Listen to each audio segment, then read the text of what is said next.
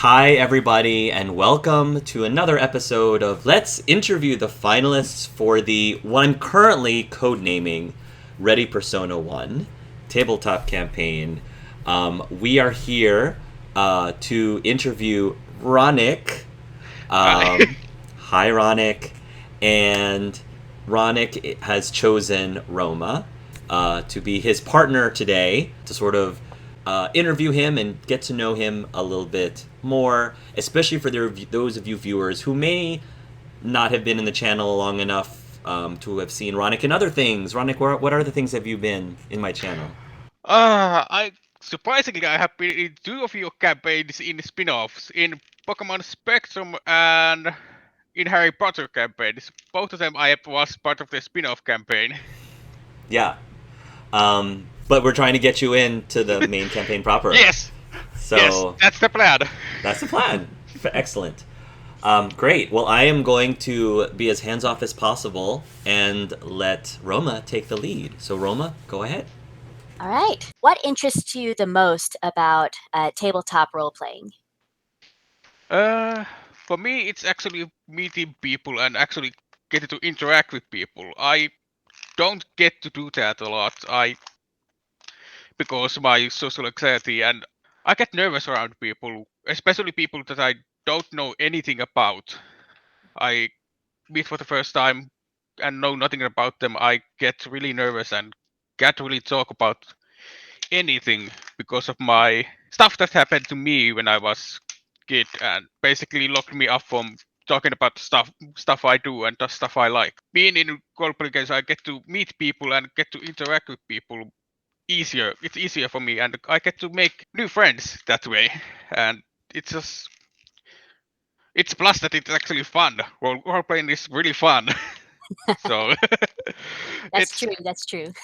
it's just way to me to socialize really. During the campaign, if there's a moment when you feel anxious or for whatever reason you find you can't speak, what's your strategy for overcoming that?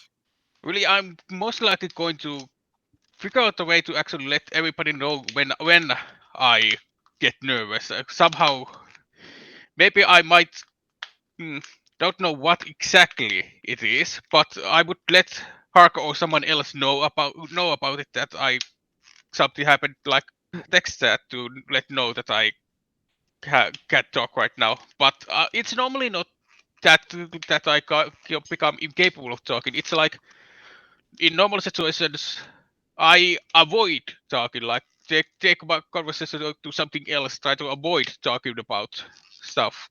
But for about 6 years now I've been role playing. I haven't come up in a situation where I haven't been able to talk in a role playing situation. Having open communication is always important. So Yeah, that's I have been working on that, good. getting better at that. You've auditioned a lot for Hark's campaigns, and Yeah. and you've gotten into some spin-offs, but haven't been able to get into the main cast just yet. But what's the most important thing you've learned over the course of all these different times auditioning? Most I've learned to really be myself. Before I was basically trying to make myself look better than I am. Nowadays I like that video I made now. It took me just maybe a couple of tries to make that video. I just didn't really try anything special. I just was myself. So I do have two questions, and I have bad news and good news, Ronic. Okay. So the bad news is, I don't really think it's bad news necessarily, Mm. but because this is the last like audition period, Mm. at least for the foreseeable future, I am going to start asking the original tough question that I ask people about, which is surrounding my personal reservations. What is my biggest reservation about this candidate? The good news is Roma already asked you about that, which was concerning your response towards your social anxiety, which I 100% am so grateful that you were very honest about it and open. Mm. So you don't have to answer that question because you already did. So the second question, though, I will ask again, because this is the last set of auditions. If hypothetically you were to give up your spot on the main campaign cast and were to give that to another auditioner, which other auditioner would you give the spot to and why? I think I would actually give it to Colorless King. Colorless I King. have, yeah, I have been talking to him in many of the Google Meets I have been in, and I have been talking with him a lot. There have been talks about our characters, and I found his character idea very interesting and could be fun to see. So, Uriel, or should I say Takumi? Takumi, you are in game right now. You've been playing for the past couple of hours. You're kind of in the zone now. Just to give an idea of how Takumi spends his time in game, what would you have been spending most of your time on? He would have been in his workshop working on some new weapons and armor, most likely. You've been working in your workshop, and another player's avatar comes in, and this avatar looks like a tanuki, which is a kind of raccoon / dog creature that's common in Japan. And this creature, you know this creature. His name is Itazura, and Ita for short. And so Ita comes in, and he says, "Hey Takumi, how are you doing?" Ah, Raccoon, you're here. He says smirking at Ita. Like, he knows that annoys him. Like, calling him a raccoon. It does annoy him. Like, his fur kind of bristles a little bit, and he says, "Technically, I'm a raccoon dog." I know. I'm still going to call you raccoon. You know that. All right. You're the only one allowed to get away with it, okay?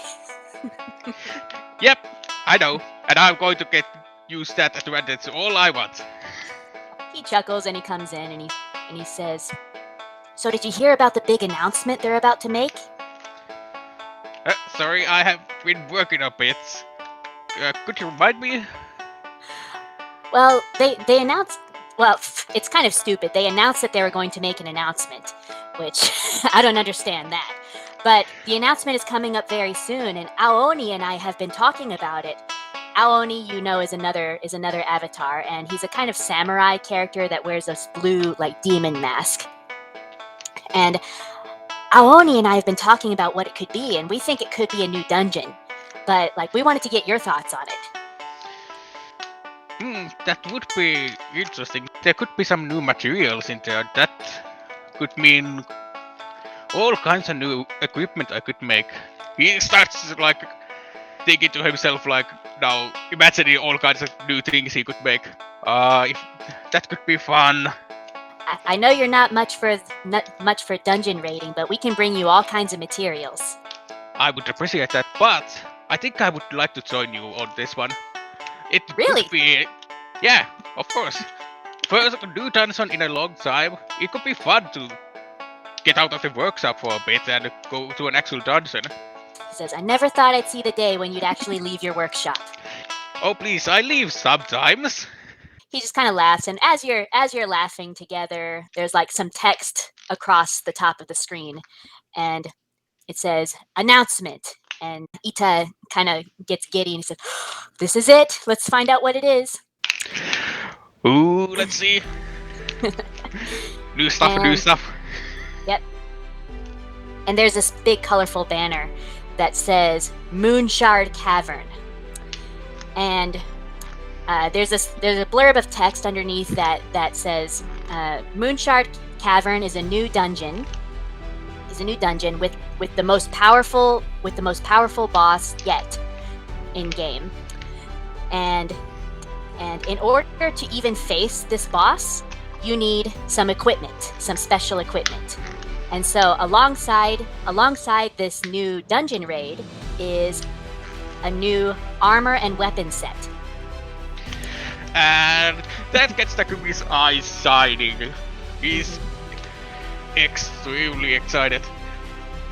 Okay, I think we are going to get some new business. Ita is so excited. You get some text messages from Aoni and one other person named Tsubasa.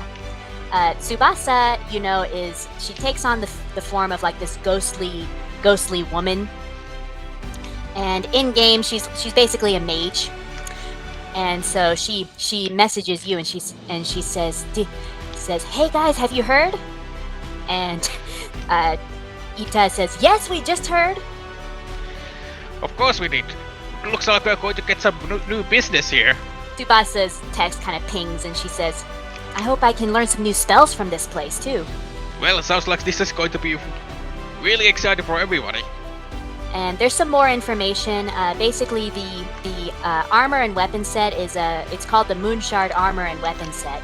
Basically, it's you can choose when you're crafting whether you want to make heavy, middle, or light armor, and it also has a huge range of weapons that you can make too. So it's basically just any type of weapon in the game, any type of armor in the game, you can make that into a Moonshard weapon set.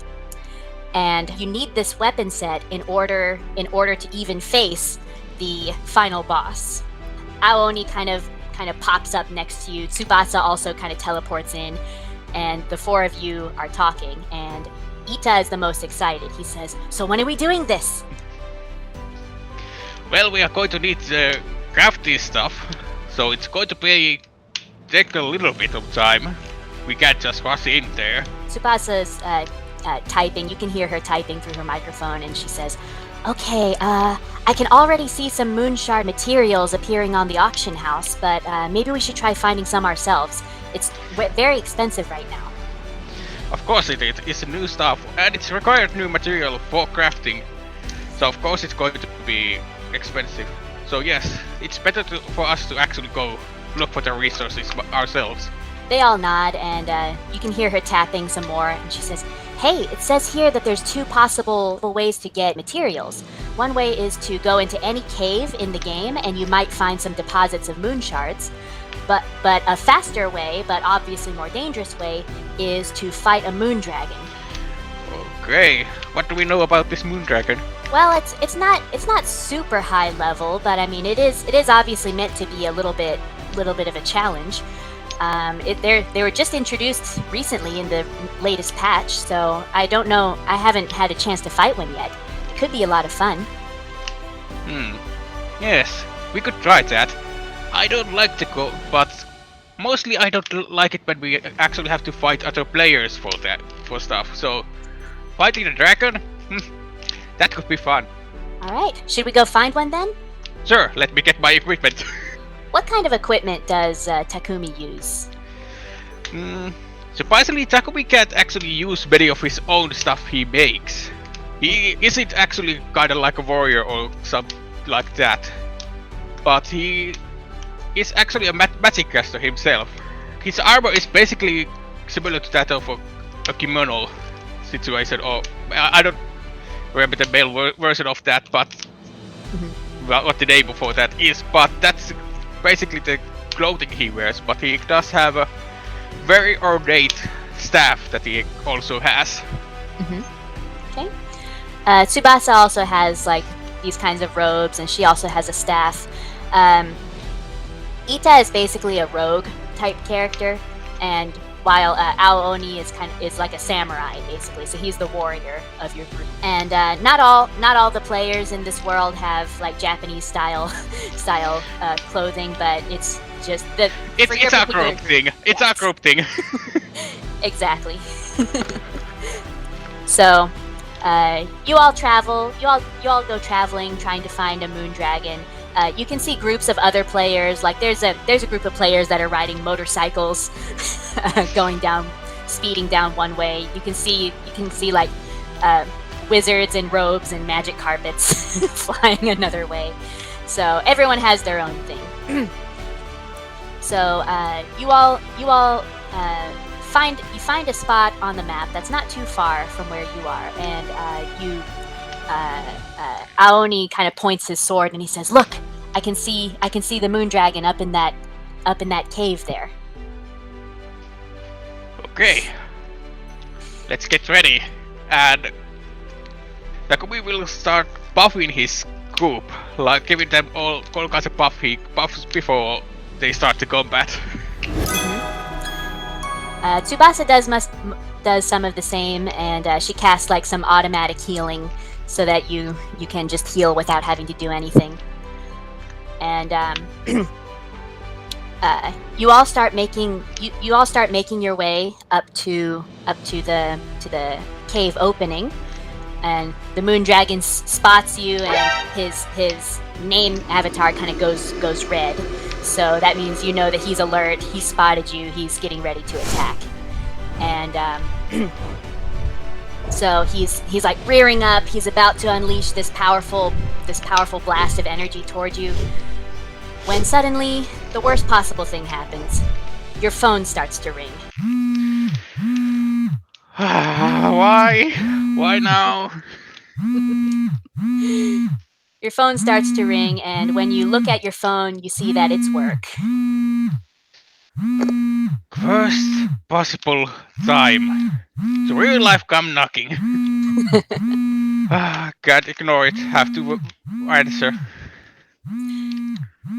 Hello? So you answer, and you recognize the voice of one of the nurses at the vet's office, and she says, Doctor, we have an emergency.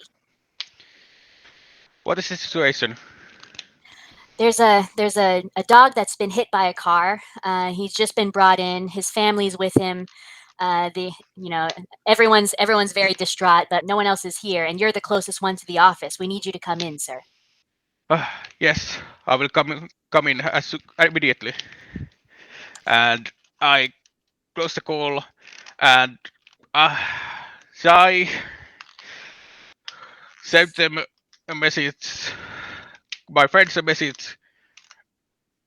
Real life emergency. Need to go.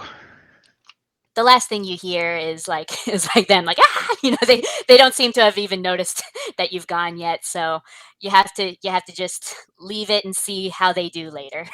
Yep. So, Dr. Uriel, you go into the vet's office. There's a family there. There's this little boy who's like sobbing. He's sobbing, and he says, "Please, can you help our dog?" Of course, I will do everything I can to save them. The little boy's crying. The whole family looks pretty distraught, but obviously he's the most distraught. He's about 6 years old or something. As you go in to see the dog, you can hear him kind of still crying and saying, "He's my best friend. He's my best friend." And we are going to save them. So you go in and you see that the dog is like this just like a mutt, just a mixed breed dog, and obviously not doing too well.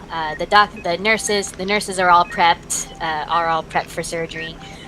They're getting you prepped for surgery too, and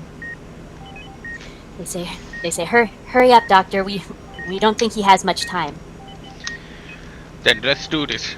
You're getting to work on the dog, and unfortunately, another emergency comes through the door. Great. And this time it's a cat who has eaten something poisonous. And the cat has fallen unconscious. The nurses bring the cat inside, and there's, Doctor, what should we do? And now you have two different cases going on at the same time. Well, I can't leave the dog without operation. While I'm doing the operation, I start talking. Do we know what the cat ate? I give advice to the other people for taking care of the cat while I handle the actual physical operation of the dog. Mm-hmm. So I give advice for the cat. I handle the dog at the same time. I'll say that the cat came into contact with lilies, which are poisonous to cats. Me not knowing the actual procedure, I'll say you're able to guide the nurses through while you're operating on the dog. The dog suddenly flatlines, and this is not the absolute end, but you do have to act quickly if you want to. And I immediately start to work on resuscitating the dog, making sure it's going to survive. I'm going to make sure of it. So, do you do this yourself, or do you Yes, I'm going to, of course, ask for help from the nurses who can help. Of course, I'm not going to do it alone. Right. It's not. It's stupid to do it alone. So of course I'm going Right. to ask the nurses for help. But I'm going to do what I can to save this dog. So all the nurses kind of spring into action. Everyone's working hard. 2 nurses are working on the cat right now, and so basically every available nurse is helping you with the dog. And there's kind of a tense moment when everyone's just waiting to see if it was successful, and just when it feels like everything's lost, finally you see the beep beep beep. Good. Let's All the continue. doctors, all the nurses are look relieved, and they say, "Doctor, that was very fast thinking." Well, we are not done here yet. We need to finish this operation. So you finish the operation. The dog in the end is stable, and it's a matter of waiting until waiting to see if he can make it through the night, basically. So it's time for you to go out and talk to the family.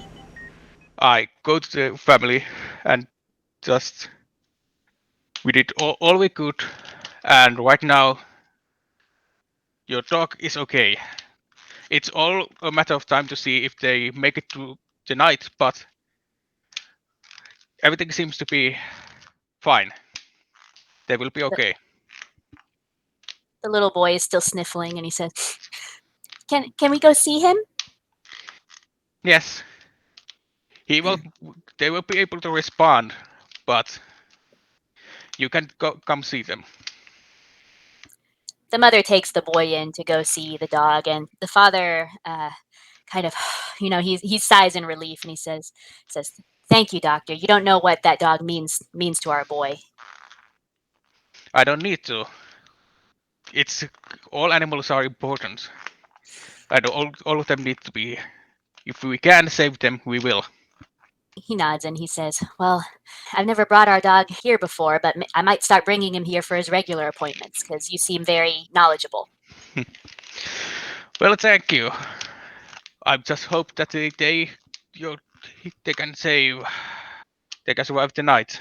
It's the most annoying part. We can't do anything else. It's now only a matter of time to see if they wake up. How do you cope with all the waiting and wondering if the animals are going to be okay? It's not easy. But I know that I did my best. I did everything I could in my power to help them. So it's not good for me to start doubting myself, doubting my abilities.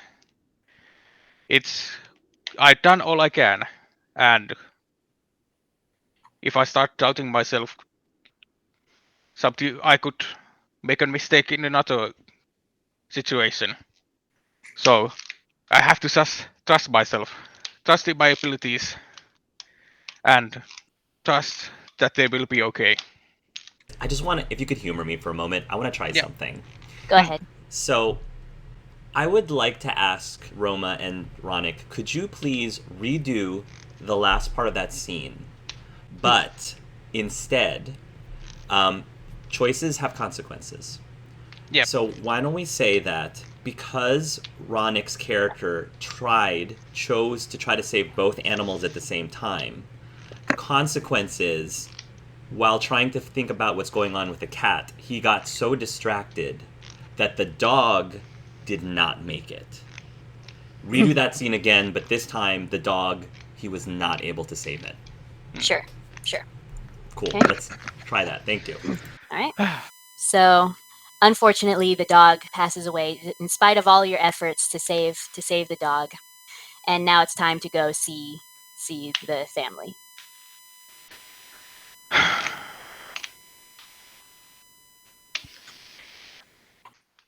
I did all I could. But unfortunately, I couldn't save them.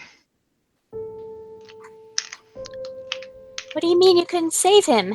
The little boy is crying, and he says, "What do you mean you couldn't save him?"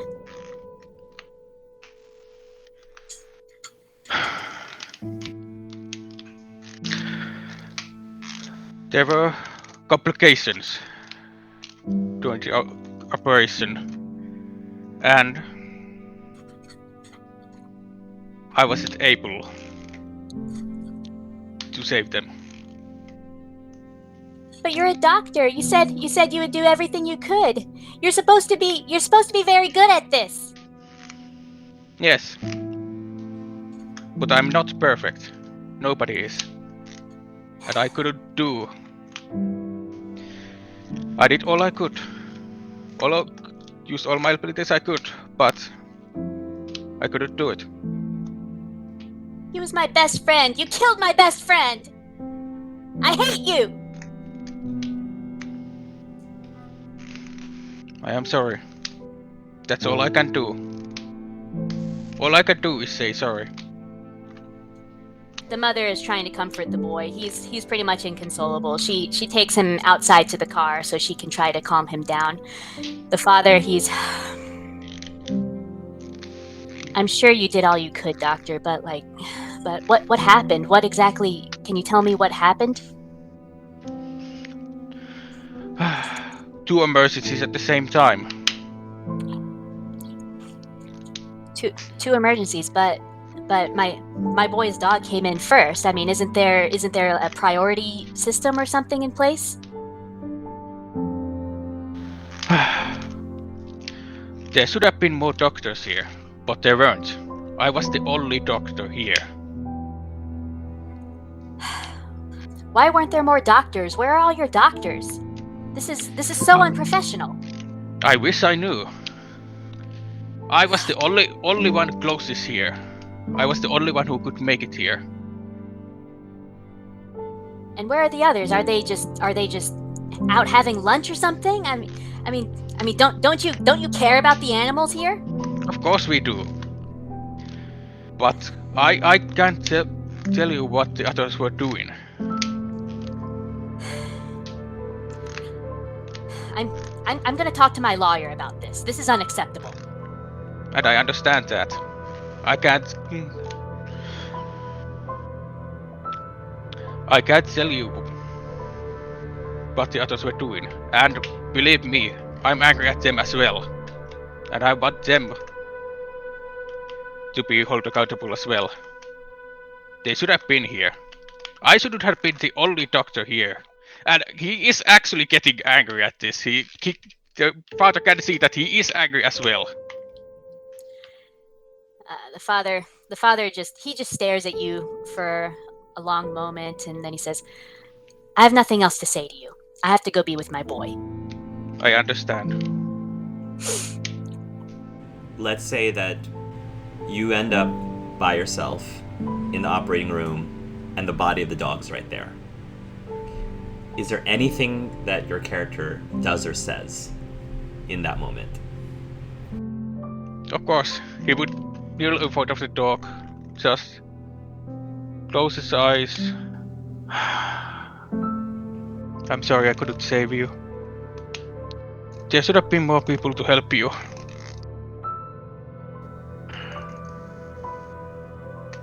I'm so sorry.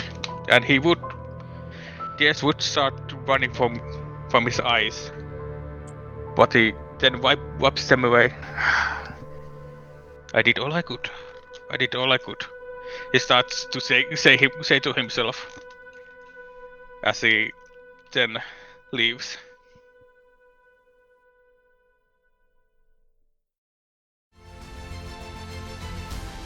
Hi, Takumi here, and I am the best goddamn item creator in this game.